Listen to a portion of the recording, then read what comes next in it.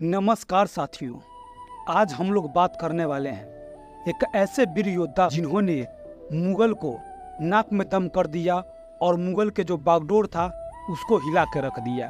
तो चलिए शुरुआत करते हैं। भारत के इतिहास में अनेक वीर योद्धाओं ने जन्म लिए, लेकिन उनमें से एक ऐसा नाम है जो शौर्य, पराक्रम और देशभक्ति का प्रतीक बन गया। वह नाम है छत्रपति संभाजी महाराज। संभाजी महाराज का जन्म 14 मई 1657 को रायगढ़ किले में हुआ था। वह महान मराठा सम्राट छत्रपति शिवाजी महाराज और उनकी पत्नी साईबाई के पुत्र थे। बाल्यकाल से ही उनमें अद्भुत विद्वता और साहस दिखाई देता था। कहते हैं कि मात्र 7 वर्ष की आयु में ही संभाजी ने संस्कृत, मराठी और फारसी भाषा में निपुण हो गए थे। उनकी शिक्षा दीक्षा का विशेष प्रबंध किया गया था ताकि वे भविष्य में मराठा साम्राज्य का दायित्व संभाल सके। छोटे से ही उन्होंने युद्ध कला, शस्त्र विद्या और रणनीति की शिक्षा दी गई। घुड़सवारी और तलवारबाजी में भी उनको कोई सानी नहीं था। यही कारण था कि युवा अवस्था में ही संभाजी ने कई युद्धों में अपनी वीरता दिखाई और शत्रुओं के पराजित करके दिखाए। संभाजी का स्वभाव कठोर लेकिन न्यायप्रिय था। वे अपने पिता का तरह साम्राज्य को दृढ़ और स्वतंत्र रखना चाहते थे। उनकी सोच स्पष्ट थी कि मराठा साम्राज्य किसी भी कीमत पर मुगलों के दस्ता स्वीकार नहीं करेंगे। संभाजी का बचपन कई चुनौतियों से भरा था।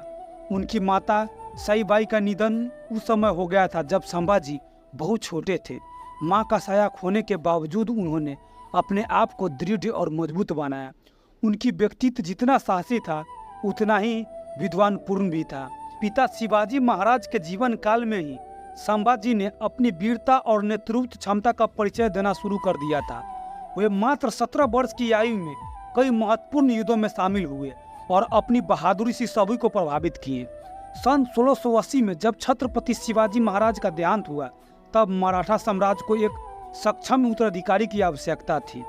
ऐसे कठिन समय में संभाजी महाराज ने गद्दी संभाली और छत्रपति के रूप में राज का दायित्व अपने कंधों पर लिया। गद्दी संभालते ही उन्होंने सबसे बड़ी चुनौती मुगल सम्राट औरंगजेब से मिली। औरंगजेब मराठा साम्राज्य को समाप्त कर देना चाहता था, लेकिन संभाजी महाराज ने दृढ़ निश्चय किया कि वे पिता के सपनों को अधूरा नहीं छोड़ेंगे। उन्होंने अपने शासनकाल में लगातार मुगलों से संघर्ष किया। अनेक बार उन्होंने औरंगजेब के विशाल सेना को अपनी रणनीति और साहस से पराजित किया। इतिहास बताता है कि संभाजी महाराज ने 120 से अधिक युद्ध लड़े और अधिकांश में ही विजय प्राप्त हुए थे। संभाजी महाराज की वीरता और निडरता इतनी प्रखंड थी कि मुगलों को उन्होंने पराजित करने के लिए वर्षों तक संघर्ष करना पड़ा। वे जानते थे कि अगर संभाजी महाराज जीवित रहे तो मराठा साम्राज्य कभी भी मुगलों के अधीन नहीं होगा। सन 1689 में संभाजी महाराज ने अपने कुछ विश्वासघात साथियों के साथ संगमेश्वर के पास ठहरे हुए थे। तभी मुगल सेना ने अचानक घेराबंदी की और उन्हें गिरफ्तार कर लिया। उसके साथ कवि कलश भी बंदी बना लिए गए थे। औरंगजेब चाहता था कि संभाजी महाराज इस्लाम धर्म स्वीकार कर ले और मुगलों की अधीनता मान ले, लेकिन संभाजी महाराज ने साफ शब्दों में इनकार कर दिया। उन्होंने कहा कि मराठा साम्राज्य कभी भी गुलामी स्वीकार नहीं करेगा, चाहे इसके लिए उन्हें अपना जीवन क्यों न देना पड़े। उनकी इस निडरता से औरंगजेब क्रोधित हो उठा। इतिहास गवाह है कि संभाजी महाराज को अमानवीय यातनाएं दी गई। कई दिनों तक उन्हें यातना देकर उनकी शक्ति और इच्छा शक्ति तोड़ने की कोशिश की गई, लेकिन संभाजी महाराज अडिग रहे। संभाजी महाराज को भीषण यातनाओं के बाद वीरता को प्राप्त कराया। उनकी शहादत ने पूरे मराठा साम्राज्य को हिला दिया, लेकिन साथ ही मराठाओं में और अधिक जोश और स्वतंत्रता की आग भर दी गई। संभाजी महाराज की बलिदान व्यर्थ नहीं गया।